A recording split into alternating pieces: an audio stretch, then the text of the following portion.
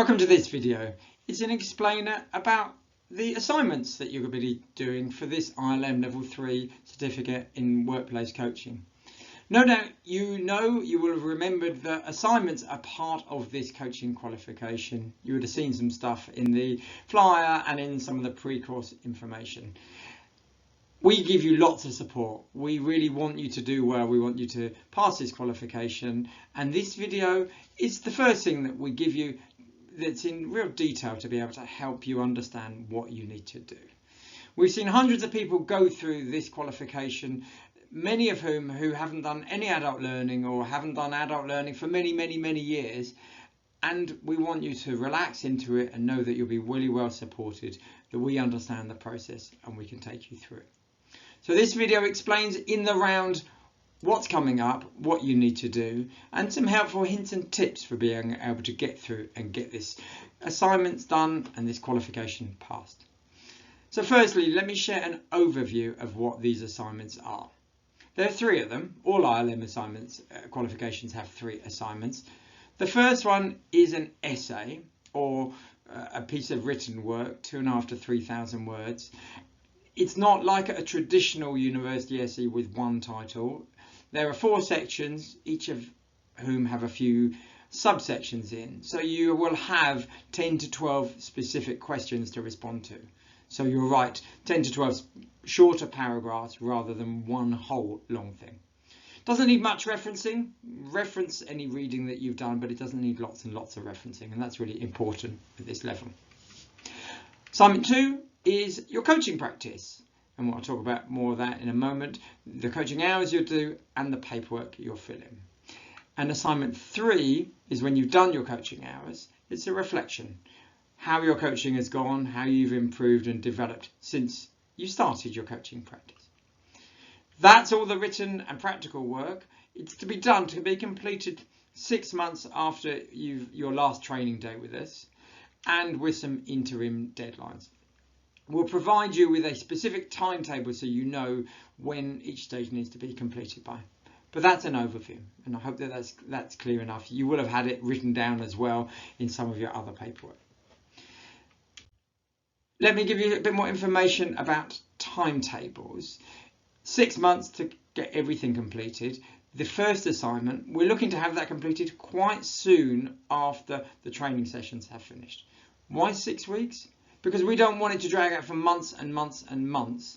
And because if you think about the amount of free time you might have every week multiplied by 6, that's about the maximum amount of time we want you to spend on this assignment. We don't want you to spend ages and ages and ages. It wants to be relatively sharp, relatively conversational, so to be done in that time frame.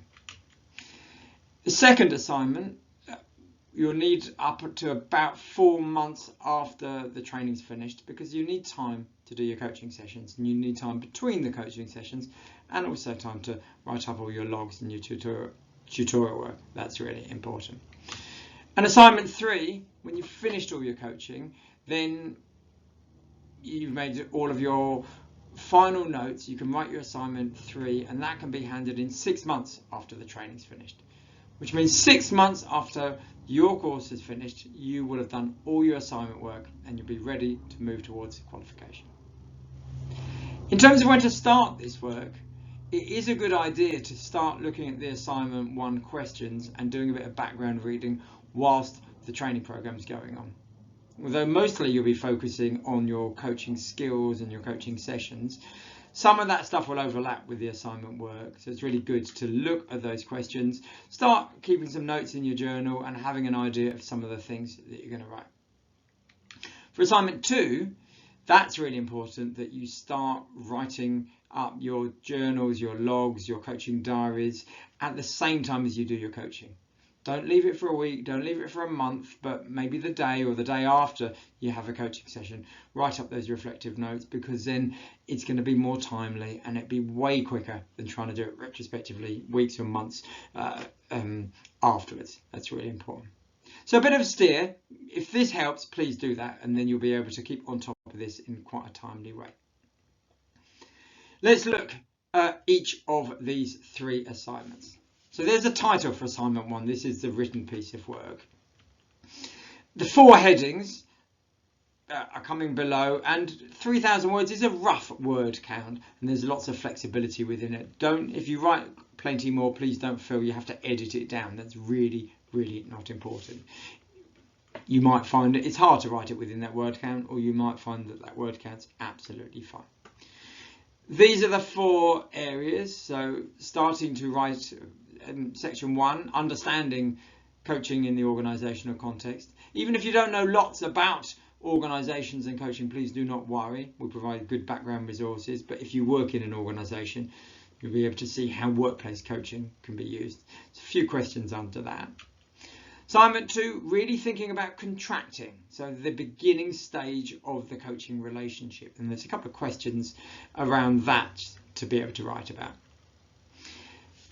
Section 3 is thinking about the actual coaching process, so talking about your skills, talking about a coaching model, and there'd be lots that we would have done in the training that you can draw on to get the answers of those questions. And finally, thinking about the recording, the reflection, the supervision, the support, so all about developing and demonstrating good practice. So under each of those 4, there's between 2 and 4 specific questions to respond to, and you'll be able to put good and rich and clear answers about those. So that's your assignment 1. Assignment 2, this is the heart of it. This is your coaching practice. And in assignment 2, the expectation is you do 12 hours of coaching. Can be 12 1 hour sessions, can be 18 45-minute sessions or something in between, but roughly 12 hours is what you're expected to do. Our suggestion is 3 coachees, 3 main coachees that you work with, and you have a few sessions with each of those coachees, so you take them through a little mini coaching program. And perhaps the odd one-off with a colleague, with a course buddy, with a friend, something of that nature to get your hours up. We do ask you to start with your first coachee about 2/3 of the way through the training. You would have learned enough by the end of module 2 to be able to start with the first person, and you can get that under your belt. And then the second and third people start after we finish the training. Before that, you'll have a few one-off sessions just to get used to coaching practice and getting the coaching system and processes under your belt a little bit. So that's a bit of a schedule, and that gives you an idea of when you're going to be starting your coaching practice.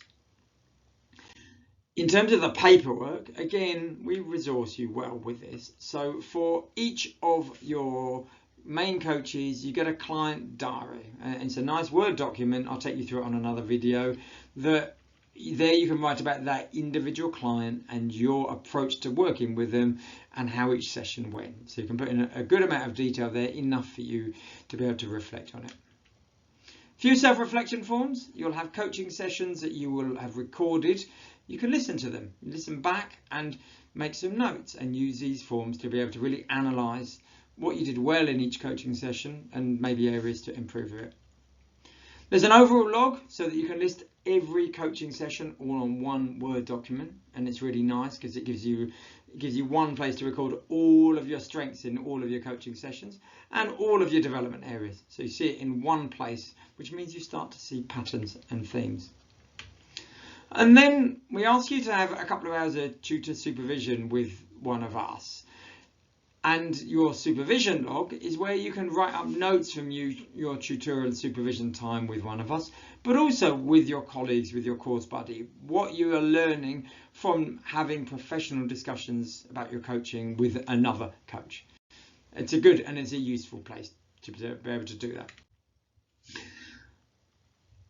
The other part of assignment 2 is that we assess your coaching. We give you feedback informally throughout the program, but then there is a moment when we need to say, okay, are you coaching at this level 3 standard? And how it works is this. You've done all of your 12 hours of coaching, and then you'll send us a recording and we will assess it and we'll see if it hits that standard. We ask you to send a recording and also a couple of your notes so we see your thoughts, your analysis of this coaching session. And it's not a one-time only. It's really not. We want everyone to pass and everyone to hit the level. And what might happen is you'll send us a recording and we'll say, oh yeah, not quite yet, you're nearly there, you just need to do a bit of work on this bit and on that bit. And then you can send a new recording, and then we'll get you to the stage when it becomes a pass level. So please do not worry about this. This is a good part of the practice, and you'll find by the time you get to this stage, you'd have sent in enough recordings and had enough feedback that you'll be very used to this process and this approach. Final assignment. You've done your coaching, you've done your hours, you've written up your diaries, you've had your coaching assessed. You can now push on to assignment 3. And it's a great opportunity to reflect on your coaching and go back to day 1.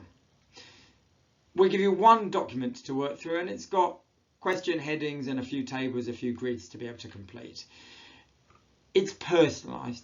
We're not looking for any right answers here at all. It's reflective about you and your coaching practice and how it's grown and how it's evolved. We do ask you to not do any writing in here until you've finished all your 12 coaching hours, because it's a really good opportunity to do a snapshot from day 1 to where you are when you've finished your hours. And there's no word count. You don't have to worry about any referencing. It's a very personal, very reflective piece of work. And coaches often say to us that when they do this, they find that they learn a lot from this, and there's a real sense of pride, a real sense of being able to have seen how much they've grown and developed. And this assignment 3 can be a bit of a celebration. So far so good. I've explained and I've talked through all of the 3 assignments, and I hope it gives you a little bit of relief, a little bit of confidence. You'll be able to be on top of this. You'll be able to have this. Let me deal with a few things that often people want to know, or these are the questions that often come up when we talk about the assignments live. Who are my coaches? Who should I coach? Well, for this level 3 program, we encourage you to coach people who you will find quite straightforward to coach. So perhaps for some of you, it's people you know well and people you get on well with. Perhaps for others, it's people you don't know. It's maybe a colleague who you've only just met, or someone who a friend introduces you to.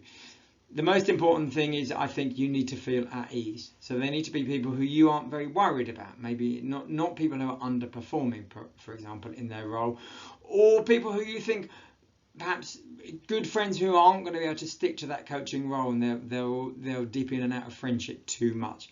So people you can have a relatively neutral professional conversation with. They would be the people we'd encourage you to find. And it's good to have maybe one extra. People are so busy these days, and we often find that one person in your 3 or 4 might drop out. So it's always good to have an extra person up your sleeve.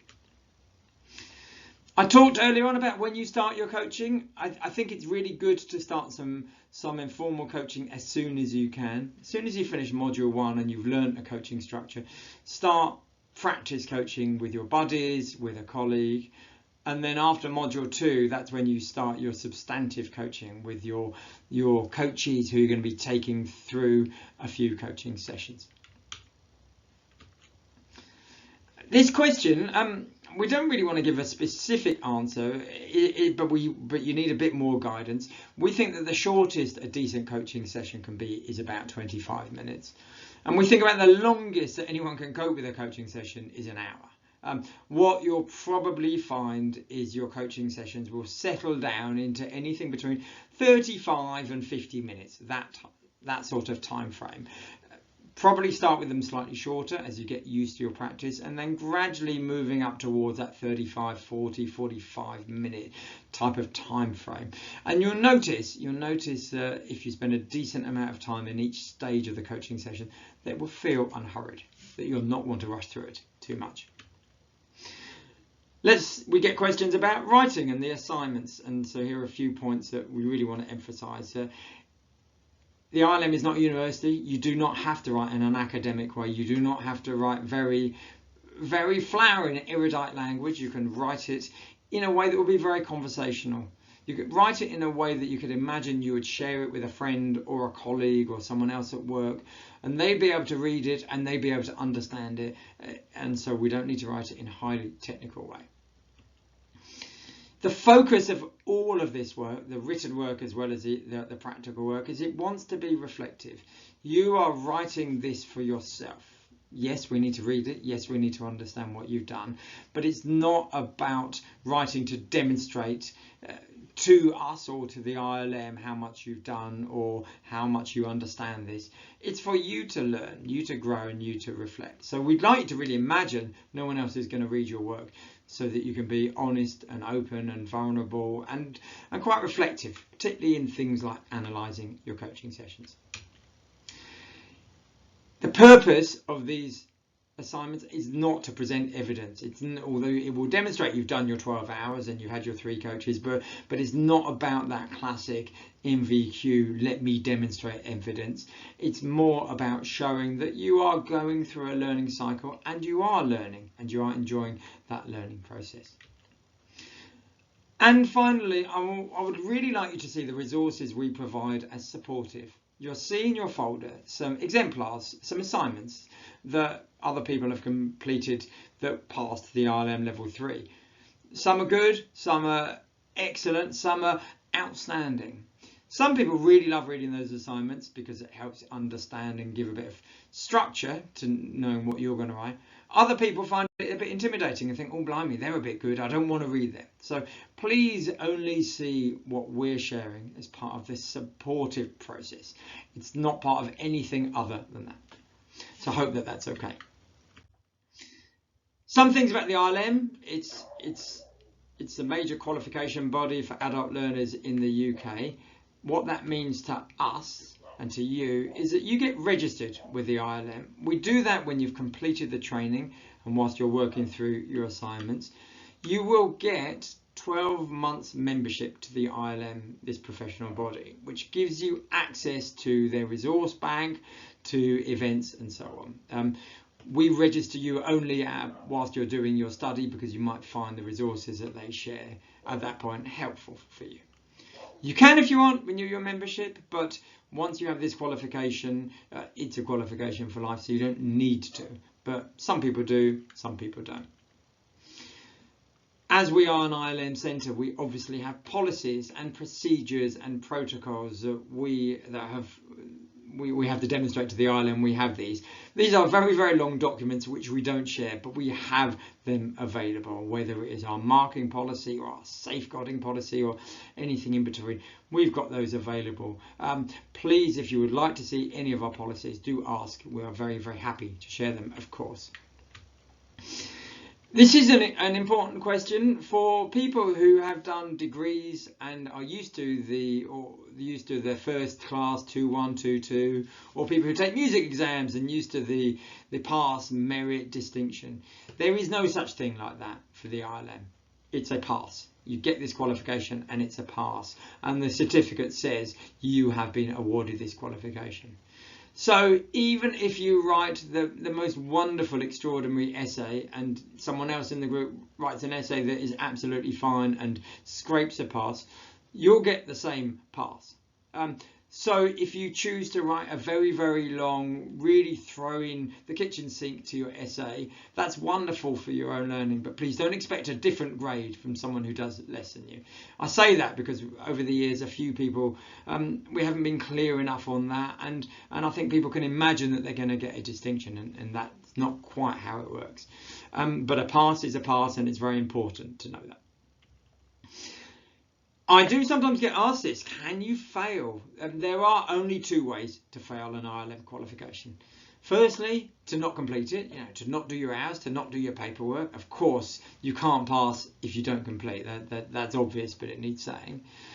But also, if, and it does happen on the very rare occasion, and we've never had it, if people plagiarise, if people will go and copy someone else's work or copy something directly from the internet, as in a whole assignment, then under those circumstances, yes, people can fail. But generally, this is a practical qualification, so you can't actually go and copy someone else's coaching practice. So we're not very worried about that. We do have an AI and ChatGPT policy, which effectively says don't use AI and ChatGPT to write your assignments. You can read it you can use it to help get some stimulus material to think about, but not for the writing. I think that's obvious, but nevertheless, probably needs saying a little bit. Your certificates. When you have completed, when you've passed, And a couple of months later, because that's how long the ILM takes, we will have a paper certificate that we'll send to you. You'll also get a digital badge, which you can do things like put it on your email signature, put it on LinkedIn and on any other professional platforms you use. And it's a really nice, good way to be able to publicize the fact that you have passed this qualification. So that's something to look up for. And as I said, this is a qualification you don't need to renew. It's a qualification for life. Occasionally people ask me, can you get a post-nominal letter? Do you put ILM or something like that after your name?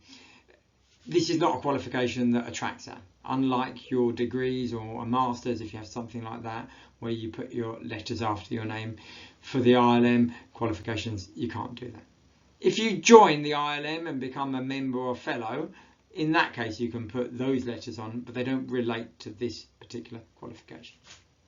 So that's the ILM.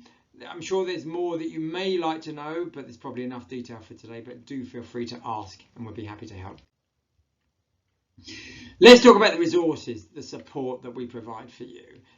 You will get an online resource folder that has everything that you need in it. It has guidance on the assignments, it has all your answer books, it has articles about coaching, it has slides, lots and lots of information and resources. Some people say it's a bit overwhelming. When that resource folder arrives, I suggest you get a nice cup of tea and sit and read it and go through it in your own time. It's an academic style of qualification, so you do need those resources. We do provide, I've mentioned already, the answer books and sample assignments. If you think the sample assignments will help you and be able to let you see the sort of thing that is required, then have a look at them. If you think that they might trigger you a bit and might make you feel like too much under pressure, then just leave them in that folder and ignore them. This is one video explainer, and there'll be other video explainers talking through each of these 3 assignments, so you don't have to labour through this 20+ minute video again to look at each of the individual assignments. So I'll do a bit more of an explainer, talking you through all of the documents. Although this qualification asks for 2 hours of tutorials, we have no limit. You can book in whenever you like with me or any of the team to have a one-to-one, to have a good chat about your coaching and your coaching practice. And we extend that beyond the qualification. We quite often have tutorials with people who finished last year or 3 years ago, and it's a joy to chat to fellow coaches. So feel free, book in, have a tutorials with us. In terms of your written work, the ILM doesn't ask us to send assignments to them. We keep them at our centre, and on their annual review they come and do some moderating and checking of the assignments and the marking, which gives us a lot of freedom. It means that we can say to you, send in 1 question or 2 questions, take a little bit of feedback. We can receive an assignment and say that a few of the sections need a rewrite or need an addition, and you can carry on revising and revising. Generally it's 1 or 2 revisions most people need to do back and forth until these assignments pass. But it's good to know that you're not under pressure to just get that first draft perfect and a pass. I think it's quite a nice bit of a relief for you. I hope that's helpful.